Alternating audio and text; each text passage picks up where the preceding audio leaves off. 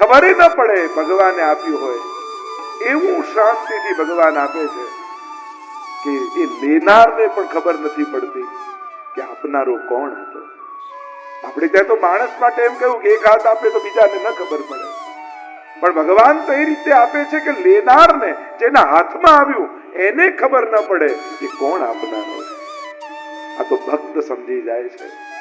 ભગવદીને એ આંખો છે, ઓળખે છે કે જો હમણાં આના મનમાં મારા ભગવાન વસ્યા, હમણાં આની જીભમાં ભગવાન વસ્યા, આના હાથમાં અત્યારે મારા ભગવાન વસ્યા. સાધારણ વ્યક્તિ વ્યક્તિઓને જુએ, ભક્ત અંદર રહેલા ભગવાનને ઓળખી. આ મારા ઠાકોરજીની જ લીલા છે. નહીં તો આ વ્યક્તિ આ ટાઈમે આવીને ઉભો ન રહે, આ રીતે આવીને મદદ ન કરી જાય. મારો લાલચ આજે એના મનમાં આવીને વસી. જો ને કથા હોય, આપણે વ્યવસ્થા કરતા આપણે કે શું કરીશું, કેવા કેવા અજાણ્યા કોઈને કોઈ લોકો આવીને ઉભા રહી જાય. ચિત્ત પરિચિત અને ઘણા તો ઓળખતા ના હોય એવાય મદદમાં આવી જાય.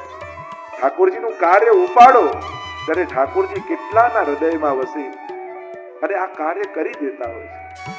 સ્વજનોને પ્રેરે, ક્યાંક કોઈ ને કોઈ આવીને આપણા કાર્યો એવા સરળ બનાવી જાય અને ત્યારે આપણને અનુભવાય, હા ભગવાન કથામાં છે. ભાગવતની કથામાં ભગવાન પધારે છે, હૃદયમાં ભાવ રૂપે વ્યાપી જાય. એ જ પરમાત્મા કથામાં બેઠા હોય એમ લાગે જાણે ઠાકોરજીની ગોદમાં બેઠા છે.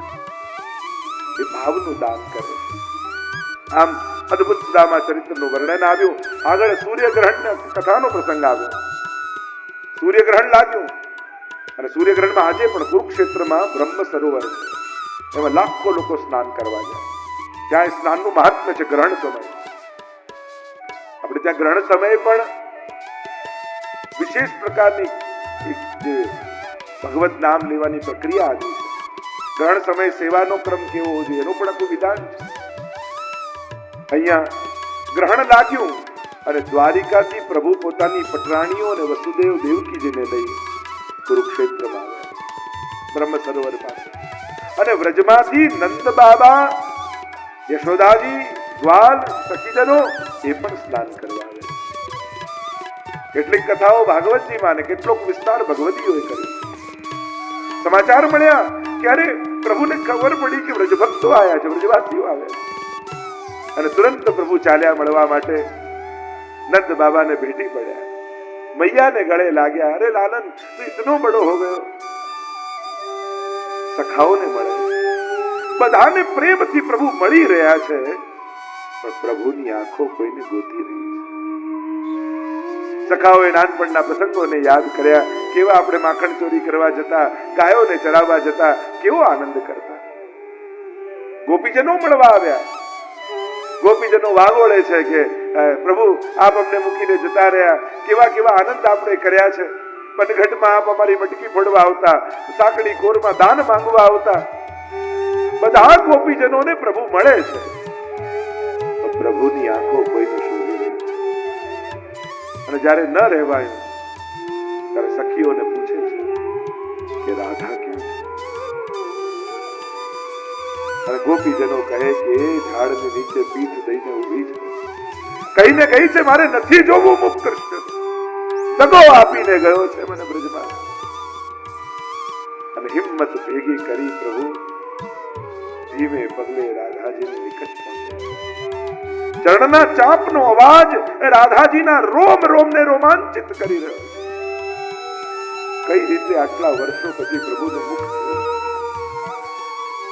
અને જ્યાં પાછળ આવી ધીમે રહીને હાથ જ્યારે પ્રભુ કંધા પર મૂકે અને પોક મૂકીને રાધાજી રડી પડે.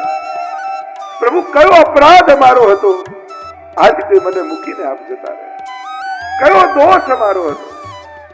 પ્રભુ કહે દોષ તમારો નહીં.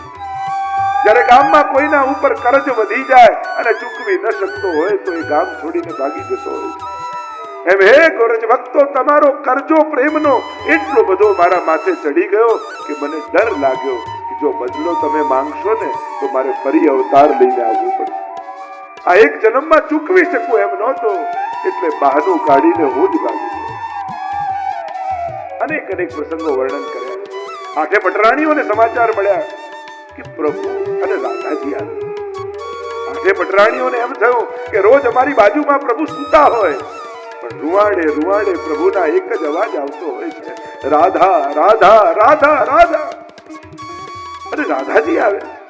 આ તો વર્ષોની અમારી ઈચ્છા હતી કે ક્યારેક રાધાજીના દર્શન અમને થઈ જાય. સંદેશો મોકલાવ્યો છે કે આઠે પટરાણીઓ આપને મળવા માંગે. રાધાજી કે મને? હા,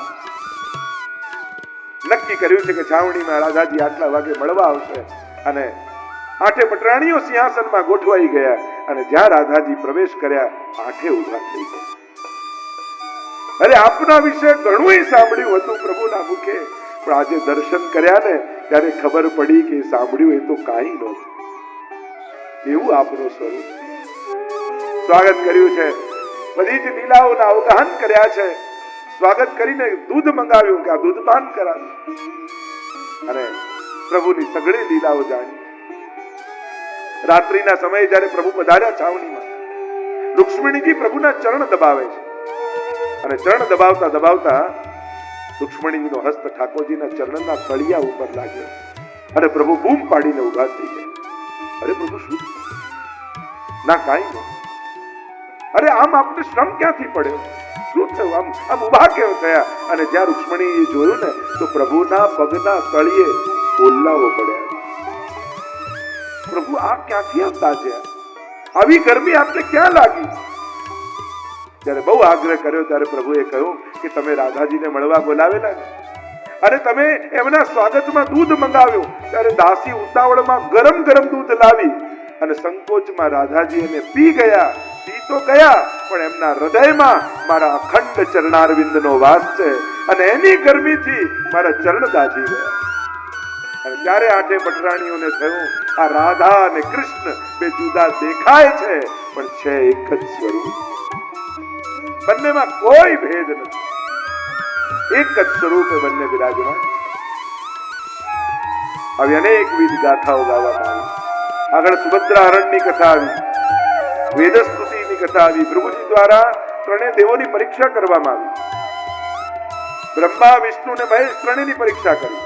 બ્રહ્માજીનું અપમાન કર્યું, મહાદેવજીનું અપમાન કર્યું, માનસિક અને વાચિક અપરાધ. અને વિષ્ણુ ભગવાન પોઢ્યા હતા. ભૃગુજી આવ્યા અને પોતાના ચરણનો પગનો પ્રહાર ઠાકોરજીની છાતી ઉપર કર્યો. આજે પણ તમે ઘણા સ્વરૂપ જોશો ને તો નાનકડું ચરણનું ચિહ્ન છાતી ઉપર હશે. ઘણા લાલનના અને સ્વરૂપોમાં હોય, એને કહેવાય ભૃગુ લાંછન. ભૃગુજીએ જ્યારે પોતાના ચરણનો પ્રહાર પ્રભુની છાતી પર કર્યો ત્યારે પ્રભુ નારાજ ન થયા, ભૃગુજીના ચરણ પકડી લીધા. અરે મહાત્મા, મારી છાતી તો કઠોર છે, ક્યાંક આપના કોમલ ચરણારવિંદને ચોટ તો નથી લાગી? આમ ત્રણેય અપરાધ બતાવ્યા. ત્રણેય અપરાધથી ભક્તે ડરવું, બચવું. વાચિક અપરાધ, ગીતાજીમાં પણ ભગવાને કહ્યું અનુદ્વેગ કરમ વાક્યમ સત્ય પ્રિય હિતમ ચયત સ્વાધ્યાયા વ્યસનમ ચૈવ વાંગમયમ તપૌચ્યતે. કોઈને ઉદ્વેગ થાય એવું બોલવું નહીં બને. સત્યમ પ્રિયમ, સાચું પણ પ્રિય બોલવું. સ્વાધ્યાયા વ્યસનમ ચૈવ વાંગમયમ તપૌ. મન પ્રસાદ સૌમ્યત્વમ મૌનમાત્મ વિનિગ્રહ ભાવ સંશુદ્ધિ નીતિ એતત તપો માનસ મુચ્યતે. મનનું તપ બતાવ્યું. મન પ્રસાદ, મનને પ્રસન્ન રાખવું એ મનનું તપ છે. કારણ કે મનને દુઃખી રહેવું ગમે છે. મન જોજો ગમે ત્યાંથી દુઃખ ગોતી આવશે. આ મનનો સ્વભાવ. મનને પ્રસન્ન રાખવું એ તપ છે. મન પ્રસાદ સૌમ્યત્વ, મૌનમ, મૌન રહેવું એ વાણીનું તપ નથી, એ મનનું તપ છે. ભાવ સંશુદ્ધિ, કોઈના માટે મન ન બગાડ, ભાવની શુદ્ધિ એ પણ મનનું તપ છે. તુરંત મન એના માટે બગડવા લાગે. એક જ વ્યક્તિ માટે બહુ વાર સુધી મન સારું રહેતું નથી, અને એટલા માટે જ્યાં સુધી સારું હોય ત્યાં સુધી સત્કર્મો કરી દેવા. કોઈ એક જ માંગનારા ભિખારી પાસે તમે કલાક ઉભા રહો ને તો તમારો વિચાર ફરી જાય કે આને આપવા જેવું નથી. એના કરતા જ્યારે મળ્યા ને વિચાર આવ્યો ત્યારે જ આપી દો. આ મનનો સ્વભાવ છે. લોકો મર્યાદામાં આરતીમાં પધરાવતા હોય. એક ભાઈ ગયા જોયું કે ઓહો ભગવાને આવી કૃપા કરીને ધંધામાં આટલો ફાયદો થયો, આજે તો આરતીમાં 2000ની નોટ થાય. એટલામાં કોઈ 100ની નાખી, 200ની નાખી, 500ની નાખી. એમ તો આટલું બધું તો છે, આપવાની ક્યાં જરૂર છે? એમને પચવાઈ ગયું. આ માણસનો સ્વભાવ. એ તો બીજાના દાન છે, એમાં આનું શું ગયું? પણ મન આવું છે. કહેવાનો મારો મન જ્યાં જે ક્ષણે સારું રહે એ ક્ષણે સત્કર્મ કરી દેવા. બીજી ક્ષણે કેવું હશે એનો કોઈ ભરોસો નથી. આમ ત્રણેય પ્રકારના તપની વાત કરી ભૃગુજી, ત્રણેય પ્રકારની પરીક્ષા કરી છે. આગળ કૃષ્ણ લીલા વિહારનું વર્ણન આવ્યું અને 10મ સ્કંદને વિરામ કરીએ. બોલો ગોવર્ધન વલ્લભાધીશ કી જય. 11 સ્કંદ 31 અધ્યાય મુક્તિ લીલા. આપણે જીવનથી મુક્તિ નથી જોઈતી, આપણે મુક્ત જીવન જોઈએ. ભાગવત મુક્ત જીવન આપે છે, જીવનથી મુક્તિ નથી આપતી. હા, કોઈ મૃત્યુ પામ્યું છે, એની પાછળ કોઈએ પારાયણ આદિ કર્યું, એનું મોક્ષ થાય, એ તો સહજ છે. કરતલે સ્થિતે એમ કહ્યું. મોક્ષ તો હાથના તાલવા પાવે બેસી જાય, હાથના ગળ્યા, એમ કહ્યું મુક્તિ. પણ મુક્તિ બાય પ્રોડક્ટ છે, મેઇન પ્રોડક્ટ તો ભક્તિ છે. ભાગવત મુક્તિ તો ખાલી કોઈએ ભાગવત રખાવી હોય ને, તમને કંકોત્રી આપવા આવે અને તમે ખાલી એટલું બોલો ને, બહુ સારું કર્યું તમે ભાગવત રખાવ્યું, આટલું બોલો તોય તમારો મોક્ષ થઈ જાય. અનુમોદનથી મુક્તિ મળી જાય, એમ ભાગવતજીમાં મહાત્મ્ય કહ્યું છે. કોઈ કરે ને તમે ખાલી આમ સહમતિ આપો, અનુમોદન કરો તોય મોક્ષ. ભાગવતજી તો પરમ ભક્તિનો ગ્રંથ, અને મુક્તિ તો સહજ મળે જ છે, સ્વાભાવિક છે. પણ પુષ્ટિ માર્ગમાં મુક્તિને બહુ મહત્વ નથી આપતું. આપણે આરતીમાં નહીં આ 4 મુઠિયા કરો છો અને પછી આમ નોછાવર કરીને નાખી, આ શું છે? આ 4 પ્રકારની મુક્તિ છે. 4 પ્રકારની સાયુજ્ય, સારૂપ્ય, સામીપ્ય અને સાલોક્ય. મુક્તિના 4 પ્રકાર કયા? જ્યાં પ્રભુના મુખારવિંદના દર્શન ભક્ત કરે છે અને એમ થાય કે આવું સુંદર મુખારવિંદ અને આનો ભજનાનંદ, આવો સ્વરૂપાનંદ મને મળવાનો છે, તો આરતીમાં જ્યારે પડેલી મુક્તિને જુએ અને એક એક કરી નોછાવર કરીને નાખી દે કે મુક્તિ જેને જોઈતી હોય લઈ જાય, મારે તો સ્વરૂપાનંદનો આનંદ લેવાનો. આ 4 મુક્તિના પ્રકાર. અને મોક્ષ કૃષ્ણસ્ય ચેત ધ્રુવમ. મુક્તિ મહાપ્રભુજી કહે કે મન ભગવાનના ચરણોમાં લાગી જવું, એ જ ભક્તનો મોક્ષ છે, એ જ એની મુક્તિ છે. અને મન જ બંધન અને મુક્તિનું કારણ છે. જીતા જીવન ભગવાન પ્રાપ્તિની કળા ભાગવતમાં છે. મર્યા પછી જો મરીને જ ભગવાન મેળવવાના હોય તો ભગવાન મેળવવાનો સૌથી સહેલો રસ્તો એ જ છે કે મરી જાઓ. મરીને જ જો ભગવાન મેળવવાના હોય સૌથી સહેલો રસ્તો તો મરી જાઓ, ભગવાન મળી જાય. આ રીતે થોડી ભગવાન મેળવવાનું. આપણે તો આ જ આંખે એને જોવો છે, આપણે તો આ જ કાનમાં સાંભળવો છે, આ જ જીવાથી એની પ્રસાદી લેવી છે, આ જ હાથે એને ગોદમાં લેવો છે. મારે તો જીતા જીવંત ભગવાન જોઈએ. આ ભાવ ભક્તનો હોય. મર્યા પછીના વાયદા ન હોય. તો મર્યા પછી કોણ જોવા ગયું છે અને કોણ કહેવા આવ્યું છે? યદ ગત્વા ન નિવર્તન્તે તદ્ધામ પરમમ મમ. જ્યાંથી કોઈ પાછું વળતું નથી એવું મારું ધામ છે. તો કોણ આવીને કહી જાય? હા, જીતા જીવંત ભગવતીઓએ કહ્યા છે. હા, અમારે ત્યાં આરોગ્ય છે, અમારી પાસે માંગ્યું છે, અમારી જોડે રમ્યા છે, અમારી જોડે નાચ્યા છે, અમારું ધરેલું આરોગ્ય છે. 84,252 આપણને કહે છે કે હા, જીતા જીવંત અમને અનુભવ છે પ્રભુનો. અને આપણા આદર્શો તો આપણા 84,252 કે જેને જીતા જીવંત ગમે તેટલી અગવડતા હતી, ઝૂંપડામાં રહેતા, ત્યાં પ્રભુ પ્રેમથી આવે. 252 પ્રસંગ આવે છે ને, એક માજીને ત્યાં ઠાકોરજી પધરાવી દીધા અને ગુસાઈજી પાછા ગામમાં પધરાર્યા. એટલે ગામવાળા કહેવા લાગ્યા કે પ્રભુ આપ જુઓ તો ખરા કોને ત્યાં ઠાકોરજી પધરાવો છો. આ માજીને કાંઈ આચાર વિચાર આવડતું નથી, કાંઈ અપ્રસમાં સમજતા નથી, ઘરમાં ભોગ ધરવા કંઈ છે નહીં, એક ઓરડાનું ઝૂંપડું છે અને આને ત્યાં ઠાકોરજી પધરાય. એને સમજાવ તો ખરા કે બધું બરાબર નિયમ પાડે. ગુસાઈજીને થયું હા ચલો એમના ઘરે જઈએ તો સમજાઈશું. અને માજીના ઘરે આવે ને માજી ઓટલે બેઠા હતા, અંદર ભોગ આવતા હતા ઠાકોરજી. પૂછ્યું કે શું સમય છે? તો કે રાજભોગ ધર્યો છે. શું ધર્યું છે? કે બસ સૂકો બાજરીનો રોટલો ધરીને આવી છે. ગામવાળા કે તમે કઈ આચાર વિચાર પાળતા નથી ને આ રીતે સૂકો બાજરીનો રોટલો ધરાય ઠાકોરજી, પણ દરવાજો થોડો ખુલ્લો હતો અને ગુસાઈજીની દ્રષ્ટિ પડી અને અંદર જુએ તો બાલકૃષ્ણલાલ એ બાજરાના રોટલાને બે હાથથી પકડી અને દાંતથી તોડી રહ્યા છે. અને આ જોઈને ગુસાઈજીના નેત્રો ભરાઈ આવ્યા. ગામવાળાને કહ્યું કે તમારી અપરસ ગઈ તમારા પાસે, આ અમારા માજી એટલા ભાવથી લાલ લડાવે કે ઠાકોરજીને એને સૂકો રોટલો એ ગમે. વિચાર કરો, આવી અગવડતા તો આપણા ઘરે છે ને, બધું જ છે ને, તોય આપણે શું અપરાધ થશે તો, દોષ થશે તો, પાપ લાગશે તો. અરે પાપથી બચાવનારા પરમાત્મા છે. દુનિયામાં કોઈ પાપથી ઉગારનારું નથી પરમાત્મા સિવાય. લોકો મદદ કરે આવે, સાથે રહેવા આવે, અફસોસ કરે, પણ કોઈ એમ કે હા તારા પાપમાંથી હું તને મુક્ત કરીશ, કોઈ ના કે. ભગવાન કે છે અહમ ત્વા સર્વ પાપેભ્યો મોક્ષયિષ્યામિ મા. ગીતાજીમાં ભગવાન કે તું મારી શરણમાં આવ, હું તને પાપમાંથી મુક્ત કરીશ. અને એટલા માટે ઠાકોરજી પધરાવો તો કોઈ ડર રાખતા નથી. ઠાકોરજી તમારા દોષ જોવા આવતા જ નથી. તમે જે દોષો કર્યા છે ને એ છોડાવવા ઠાકોરજી કર્યા છે.